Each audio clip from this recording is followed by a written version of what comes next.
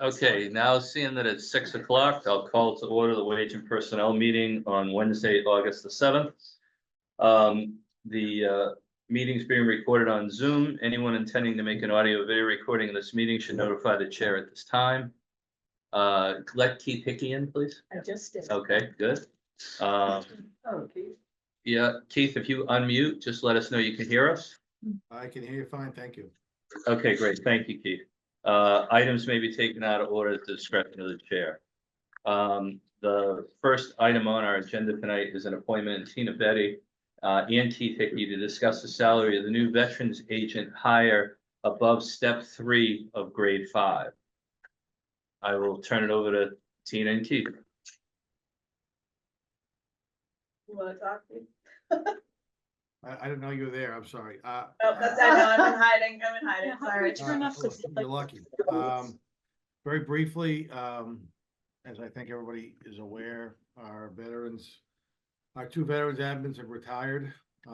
We looked at a variety of opportunities to fill the position, including regionalizing with a neighboring community that ultimately chose not to go in that direction. We also found out during our search that the VA has changed the process that has to be used to submit VA claims. The process now has to be done by somebody who's a veteran's agent and somebody who has been through a certification class that allows them to submit claims directly to the veterans agency. So what that meant to us was our two veterans admins would not have been eligible to submit veterans claims to the veterans agents, the Veterans Administration, excuse me. In speaking through our two veteran admins, the town of Plymouth veterans agent, who was acting as Kingston's veterans agent for to meet the requirement, I guess you could say, of having a veterans agent, indicated that the workload was too great for her to continue to do that with the new standards that the VA had put in place. So when we struck out, frankly, at looking to try to have a shared resource with a neighboring community with a supporting admin, we modified our advertisement and looked for a veterans agent. A veterans agent has to be a veteran. They can't to be qualified for a veterans agent. So that obviously disqualifies a significant number of people. We were able to interview, I think 3 or 4 people, Tina? I think we actually have 5. Yeah, we have 5. We had some good candidates. Ultimately, we're recommending the hiring of Lisa Erickson. We lost you there for a minute, Keith. I'm sorry. We're recommending the appointment, or we'll be recommending the appointment of Lisa Erickson at the Board of Selectmen meeting on the 19th.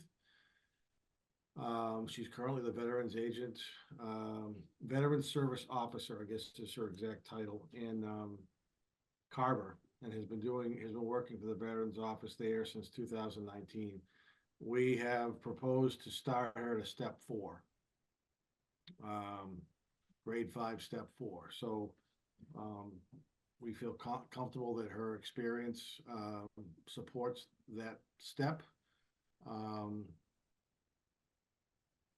and would ask that the Wage and Personnel Committee consider recommending or supporting the recommendation of Tina and I. Tina, you got anything you want to add? That's solid. And whatever. Anybody have any questions?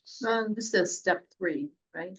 Step It 4, is, yeah. we're asking. Yeah, if there's Yeah. step 3, we have to come. No, I know, Yeah. but this does it. It It's says step- above step. Oh, Above step 3 of grade 5. Yep. Yep.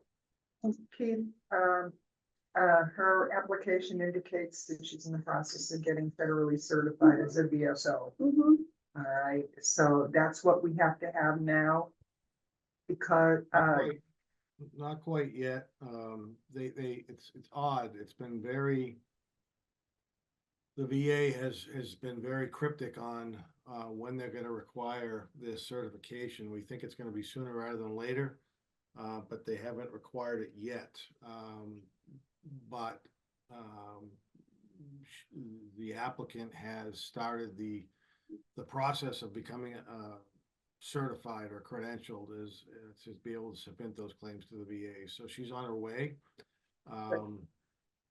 And I'm confident that she will secure that. I believe one of the requirements in her offer letter was to get that certification, so we wouldn't lose our ability to submit claims. And according to our retiring veterans admins, close to half of the claims that the town of Kingston processes is for the VA. So it's a pretty significant amount of money that we would not be eligible to recoup had we not gone in this direction.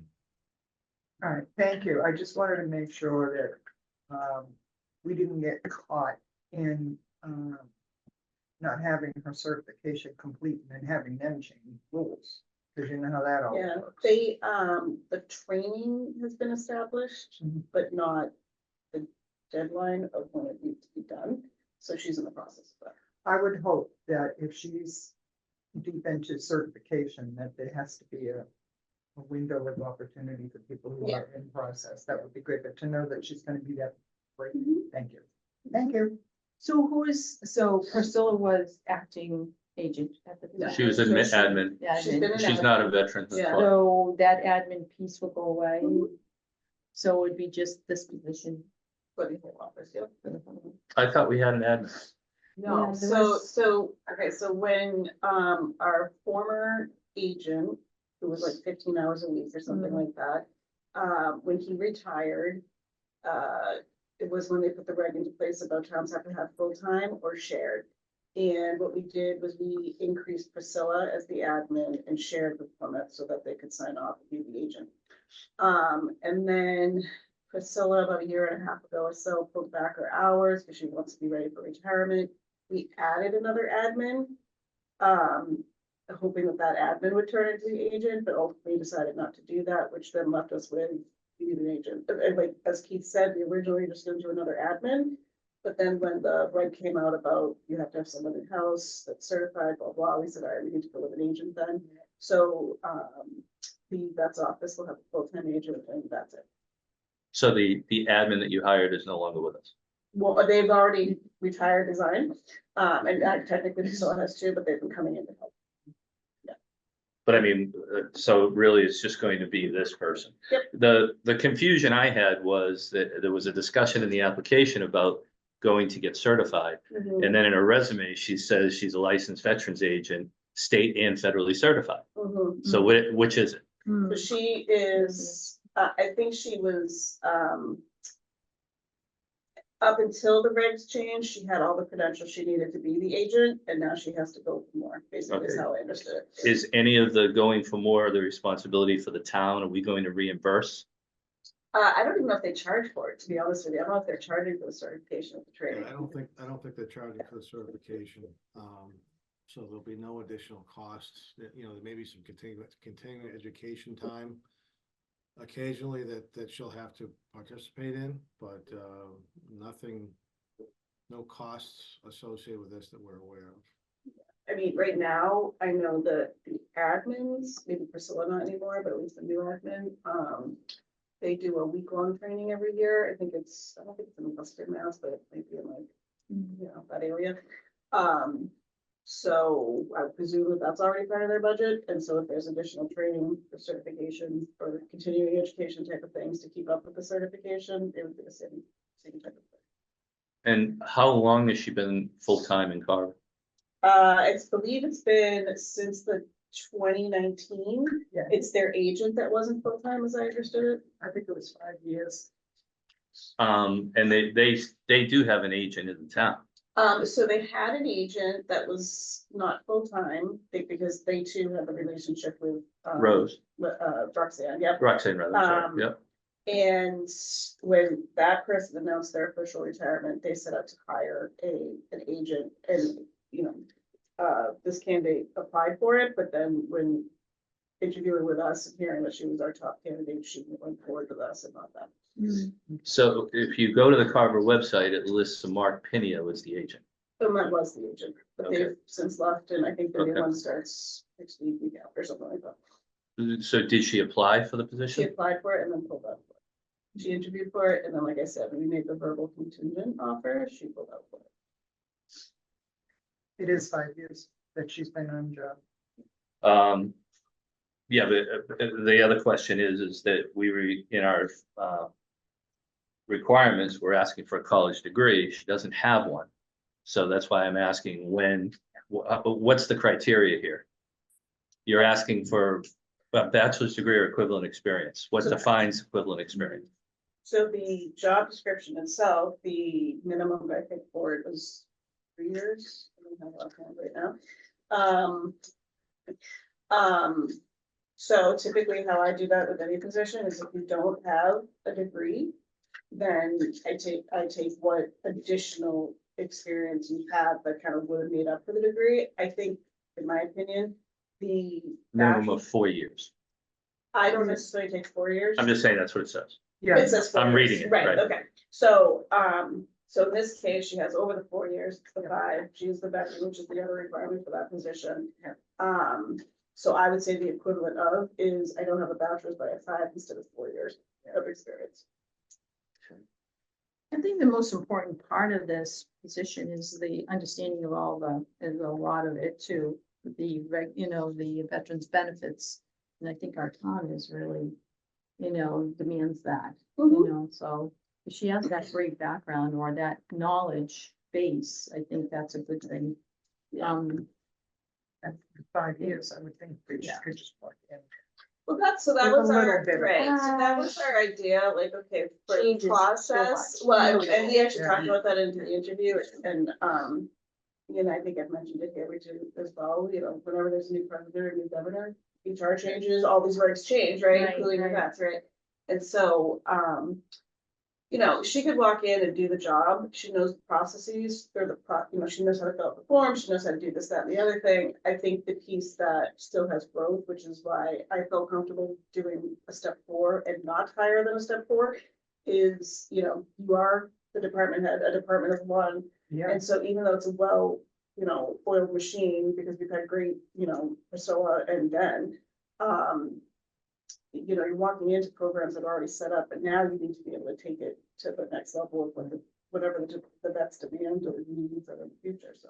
Yeah, and they're pretty detailed, a lot of the application processes. Oh, yeah, and- for sure. and following up on where there are even the aid and attendance benefits and all that stuff, it's just very cumbersome. So, yeah. and emotional. Especially. I do have a question now on supervisory responsibility, indicating that it's a one-person office. But in looking at the job description, it says the agent may. Yeah. And if there are no on-sites, the agent can be supervised administrator level located at the town veterans offices. The number of employees supervised remains stable throughout the fiscal year. Yep. So right now, it's gonna be stable as 0. Mm. So is this here just in case? We So- get an admin to work for the veterans office? So that piece was, that job description was what was put into place when we looked at it as, classifying it before, like most recently before, not part of the study. And so we didn't know what the situation was gonna be. We didn't know if it was gonna be an office of one, meaning the agent, office of one. Plus an employer, admin. One or whatever, right? Right. And so, and we also didn't know, again, to Keith's explanation, we didn't know if we were going to have a district with another town. Oh, So there could have been an admin at Duxbury or whatever town we would have Totally partnered with. So understand. that is a work, if it's needed, then it's there. but If it's otherwise there. not. I like it. That's why it says may. Yeah. Right, because I caught the may and I went, I don't. Yeah, and see I may. think the other May. thing to consider is, especially with that group or with that, just that office, that discipline, you know, they have a couple of, larger committees that they manage for the parades and events and all that other stuff, so they're not managing, hiring, firing, but they are managing staff. And she's making decisions for all of the veterans in Kingston, so her responsibility is Yeah. commensurate with what she's getting Agrees. paid. Okay, thank you. Mhm. Thank you, thank you. Can I ask, why not a step 3? So we didn't have to come to the committee? So the other candidates, I would have felt more comfortable bringing them in at a step 3 because they hadn't done the job. They were vets that were active volunteering with other vets in this type of capacity, not to this extent, like they had full-time jobs and kind of did this as volunteers. Okay. I think if we had gone with one of them, I would have felt comfortable coming in or doing 3 because they, in their past life, they had management or, definitely the vet status, and they had more volunteer type of outreach work for veterans. I feel comfortable coming with a 4 to recognize that there's actually experience walking in the door. Yes. And so that's less, hopefully less use of, like Priscilla having to come back and be like, this is how you fill out this form, you know? I was hoping 3 was gonna do that when we discussed it, and that's my issue. Mhm.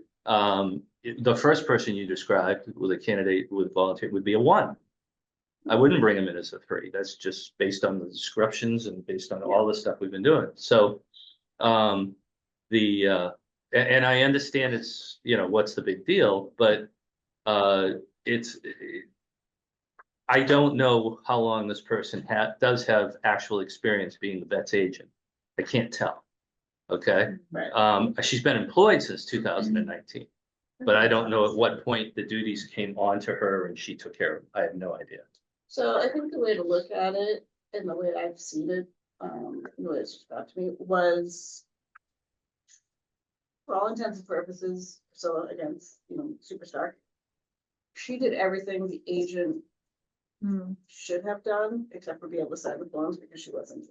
Believe me, So- I so did I her say budget. that, I right, know. right. I So- talked to her at length. So I say that because I think this person can come in and do that same thing, again, on the administrative side of it, and did that.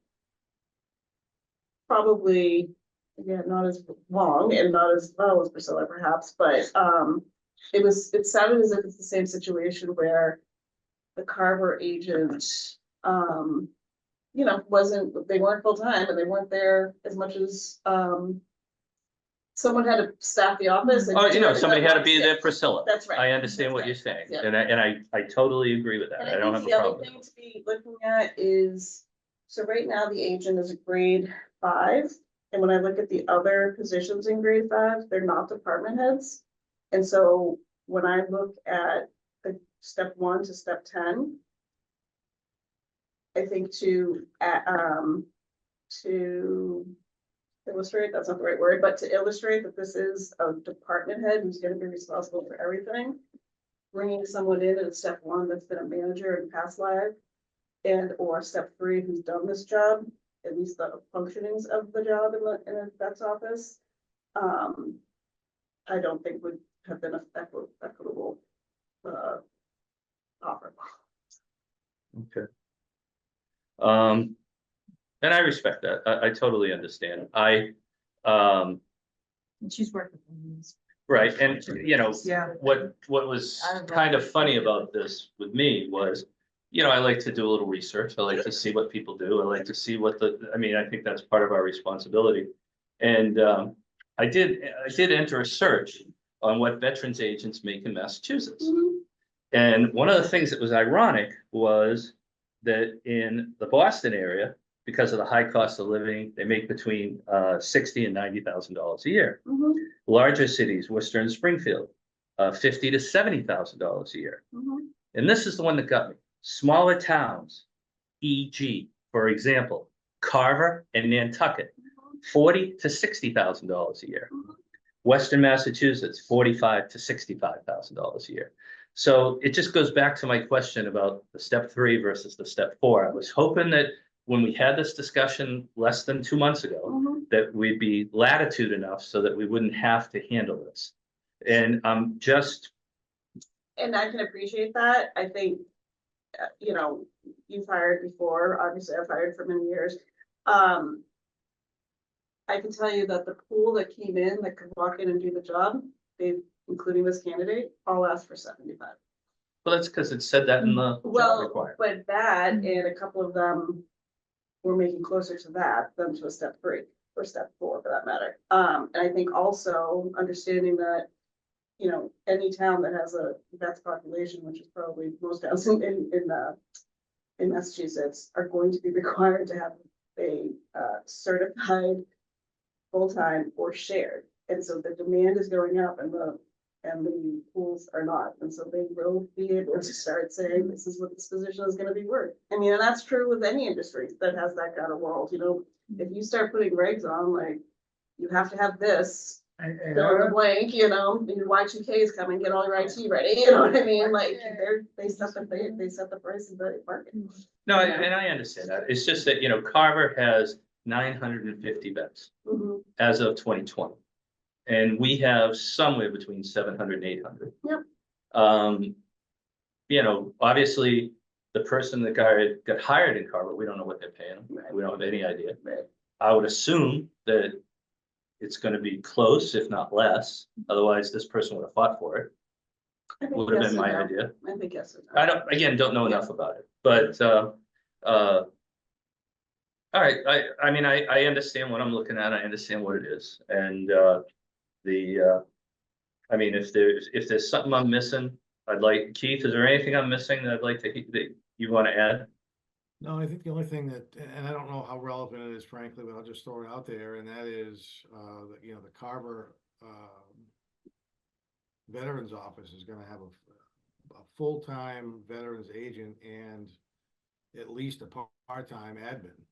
So while the veterans agent may be getting paid a little bit less, the office is still being staffed by more than one person. So, I understand what you're saying, Jim. I respect what you're saying. You know, I agree with you that when you put the salary out there, people are gonna ask for a greater salary, but I really think that in doing the final interviews with Tina on these candidates, we were gonna have a tough time, even with the people who haven't worked in a veterans office coming in, you know, in the mid-50s. So the Carver, all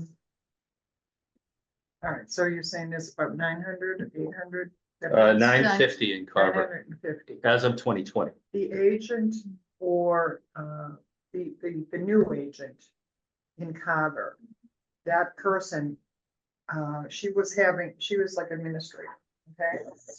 So this Eric, candidate. yeah, this lady. yeah. This young lady, so she Yeah. had that. So now she was paying X amount of dollars, okay? So now they have to go to a full-time veterans agent first. Mhm. So we really don't know, like you said, what they're gonna be paying Right. this person. Right. But it's not gonna be the 40,000 or the lower thousand that she got doing part-time job. I don't know if that's what she got. Yeah, I mean, you're saying whatever Deb said, 40 or something. Well, Yeah. yeah, I mean, I know we shouldn't be talking about the salaries, Yeah. past salaries. I get all that. But it's Okay, not- but, That's what this topic is about. right, but let me Yeah. be relevant. Yeah. Okay, when I went into the budget, which again, I know how to do. Mhm. The latest budget I could find was 2021. At Mm-hmm. that time, the veterans agent was making 36,400 a year In cover. in Carver. Mhm. I added 6% to each year and I got them to 45,200. What was that for? That wasn't full time. What? Yes, it is. That's their veterans agent full-time. It said 35 full time. hours. Full-time veterans agent, 40, mid-40s, 43.5, 43.2 was the number when I added 6%, 3% COLA, 3% step. And I said, let's just do it and see what it is. So I did it each year. So when I saw this, I went, wow, that's a big increase if this person was a vets agent. Mhm. And I said, you know, I'm a little concerned about that. And again, I will just go back to what it was when we talked about it 2 months ago. And I appreciate the competition that's out there and I appreciate the thing. But sometimes you maybe just gotta look a little harder and get in more applicants. But that's really my whole stick on this, Yeah. okay? It's not a lot of money, I understand that, but I also know that, you know, we just brought in a step 10 as a finance person. I'll be honest with you guys, I'm already hearing from other people in the town, wage and personnel people, about bringing in a step 10. Okay, after being here for X number of years, how Heard come? about it too. Yeah, Yeah. so I, you know, I think it's something, quite frankly, that has to be used as a major exception. And I'm just concerned about that. And listen, I don't disagree with that. I know that's a concern with Keith as well in terms of how to take care of our internal equity as we try to recruit for these positions as they become vacant for various reasons. I'm a little surprised about the Carver at full-time because through this whole process, it was laid out, including from the vet's agent that I spoke with, that their agent was never full-time. Mhm. So, so if they budgeted the 40 XYZ, that might have been based on 3/4 time or whatever Or it it could is, be right? 2 people part-time. Right, whoever, right. whatever Okay, the case so, might but, be, right. and again, they don't, the interesting thing is that when you start looking for this stuff, and Keith, I'm sure you've seen it and you've seen it as well, it's not so easy to find. Yeah, yeah. Okay, and you gotta dig into some of these budgets, you know, we publish a list of people I and what know, they make, I know. okay? They don't do it in other towns, but the point is, Not yet. not yet, but, and they also are, quite frankly, a couple of years behind. Mhm. But even that, it's more of just getting that idea in discussion. And honestly, I have to be really frank, I really was hoping when we went to step 3, Mhm. okay, that stuff like this gave you the latitude to do what you had to do. Well, I And I'm mean, hearing it's not enough. so to be fair, it was always step 3, right? We always didn't have to come here before Right. step 3. We just made sure it was part of the bylaw. Mm. Now, I mean, honestly, again, sitting in an HR chair, doing HR beyond the town of Kingston or towns in general, if there was a mechanism that we could hire people and look and address internal people to make sure that they are being treated fairly, knowing what we have to bring in the door, I would be up for that, because that's how I've always gathered employers, and my small employers as well as large employers, all nonprofits, have been able to do it. So if I had to hire this person at step 3 or step 4, any step, I would look at who else is in that grade, overall, what is their total related experience, and if we bring this person in at 4, what adjustments would I have to make? And you don't have that right now. So if there's a mechanism to do that, I'm all for it. I'm sure he is too. Because we don't want the internal No, I staff, understand that, but you know? the downside to that, not having some mechanism in place, and I'm not saying you should Yeah. decide it, you should decide it, Yeah. Keith. But the downside is those people that feel the inequity Mhm. leave. And then now you have increased training costs, Yeah. increased onboarding costs, Yep. increased recruitment costs to go out and get people to replace them. So And- it's, the point I guess I'm really trying to get to is it's a dumb, in my opinion, dumb process to pay a lot more and not take care of that problem. So you have 2 options. Mhm. One, take care of the problem. Mhm. If you can't do that, expand the search and find other people. And don't go above a certain And level. I think we've done that, like, I mean, we did that with finance director, right? We closed it, because we're like, we can't find anyone that is good enough to pay a dollar. And honestly, I saw that. And, you know, the one thing that I'm trying to be is consistent. Mhm. So why did you vote for the finance person at step 10, Jim, and you're having a problem with this? And because I do see the problems with getting the right person in that position Right. with the right qualifications.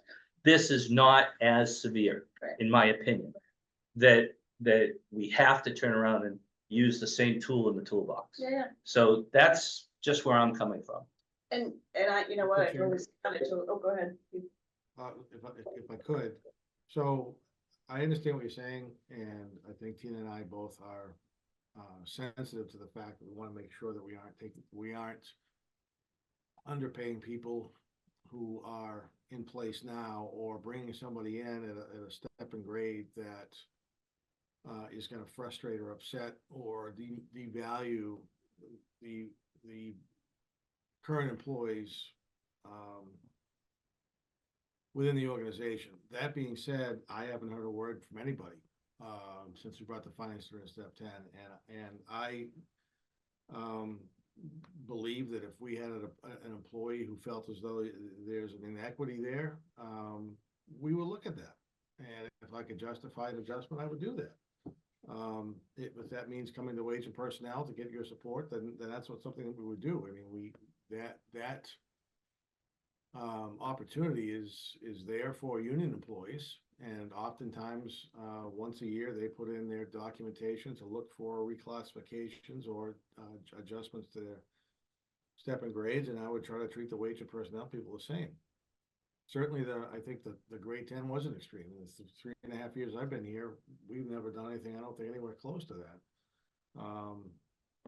And it would be an extreme situation. So if I would just respectfully ask if somebody comes to one of you on the Wage and Personnel Committee and voices some discontent about their compensation, I would urge you to suggest that they come talk to Tina or I, and we'll try to deal with that to the best of our ability.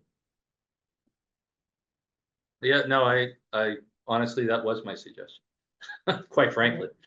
So I mean, I appreciate that, but I've said my piece. You guys, okay, if you have more questions, please.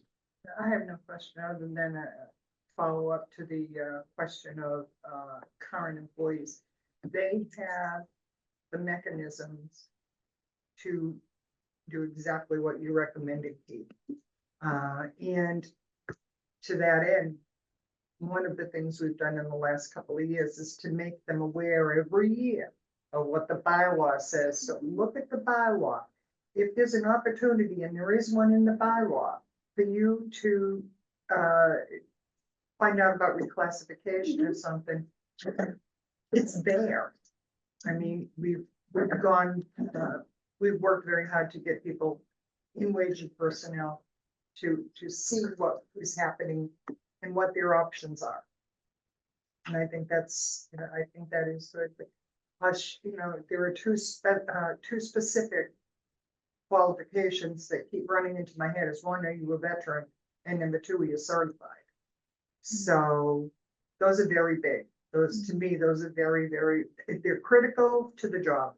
End of story. So there's no place to go once you go past. You're not a veteran, then you can't touch the job. End of story. So then that brings up to another level, and now they want certifications. It brings it up to a little bit more. So yeah, what somebody may have as an admin now is not going to be what they're going to be in the veterans agent. So yeah, so I agree with you. People have been made aware of their opportunities. We'll just keep doing it. We'll keep making those opportunities for them to have a conversation. And thank you. If there's nothing else, somebody want to make a motion?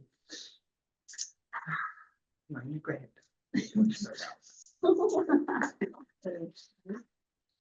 All right, so discuss I make a motion to we are to discuss, to Recommend. recommend step 4, grade 5 at 61,673 per the bylaw review and per the bylaw For the hiring of for the hiring of the veterans town, let's see. Lisa Erickson. Erickson. Yeah. Erickson. For the veterans, Lisa Nicole Erickson. For the veterans agent position. For the town of Kingston. I second. Okay, Lorraine? I second. Yeah, I'm gonna call the roll. Oh, Lorraine? okay, sorry. Yes. Darlene? Yes. Jim, no. Okay. Okay, Thank passes. Thanks, Keith. Appreciate your time, guys. Yeah, Thank you. Thank you. All right, thank you. Good to see you. you as well. Thank you. Bye-bye. Oh, by the way, Keith, Oh, he's gone. Gone. I was just gonna say, thanks for putting those sawhorses in front of the post office. I have no idea how that would drive me out of my flipping mind. Because then at the same time, you'd have somebody on the other side parking where they should be parking, and they're whipping the door open. So you're always nervous. I'm always nervous. I was very, Yeah, it's always dangerous. yeah. I do want to ask a question on a follow-up as it relates to the hiring of the finance director. Has that person started yet? Monday, Mhm. okay. What has the plans been finalized as far as when Carol will be leaving? So, can we talk about this for a second? It's a prior business. I'm just Okay, okay, asking no, from no, that that's fine, standpoint. just wanted to make sure. Yes, so how we're planning that is, Monday starts a pay period. Carol will stay on for that pay period at full time, and then between Carol and the new hire Kathleen, there'll be a dwindling of hours into the Kathleen's. And the last question as it relates to that Yeah. is that person had certification as a purchasing agent. I believe so, yeah. Is that going to be instituted quickly or? What do you mean? Well, I thought when we talked about it, one of the attractivenesses of going to the step 10 was that this person could take over this purchasing agent that was originally planned and then Yes. drawn back. So I don't think it's takeover. I think it's going to be support Keith because Keith is technically the whatever it's called. Yeah, the chief procurement, Yeah, Yeah, and that was the same even when we had an ATA. Yeah. The chief and the. but prior to town meeting, there was a Mhm. proposal for a chief procurement officer to be hired by the town. And then Keith procurement withdrew officer. that. Right, just, yeah, Right, so the plan is still to keep that withdrawn, to keep that withdrawn and with Keith. Yeah. okay, and then possibly expand the finance Maybe. director's. Well, so responsibility. the job description has that piece in it, but Right. it's more of like a second, not Got a it. primary. Got Yeah. it, okay, Yeah. all right, But thank you. payroll will go over there. Payroll, well, yeah, that was Yeah. with treasury Yeah. before, yeah, Yes, it's I do recall, Keith companies submitting, a possible job description for a CPO. It was a procurement officer. Procurement Yeah. officer. Yeah, but then we pulled it based on And then they budget. pulled it Yeah. back, yeah. so, I haven't heard anything Nope. further, other than with the new person coming Yep. in. Yep. Just get procurement assistance, Has the opportunity. certification, Yeah, Yeah. okay. I just wanted to see, how far down the road we were with that. Yeah, and so again, as I understand it, that position will kind of be the second to Keith being the procurement lead. Yeah, I'm more concerned with it, I just wanted to make sure she was like on board pretty soon. Oh, yeah. She's That's what I was she's really coming on worried Monday. about. Coming up on Monday, Yeah, good. yeah, Okay. yeah. Okay, Wonderful. Tina, do you have anything else? I don't. Okay, next on it was discuss date and agenda of August the 19th. Do we have water coming in that day? Yes. So we have to have that meeting, okay. No, it's not fair, it's No, not fair, we I don't don't wanna wanna move it. move it. No. Okay, I just wanted to make sure that we had something on the agenda, Yes. okay? Anything else for the good of the committee, from the committee? No, thank you, we're all set. Okay. I would then take a motion, to adjourn at 6:38 PM. So moved. Can I have a second? Can I call the roll? Lorraine? Yes. Darlene? Yes. Jim? Yes. Okay.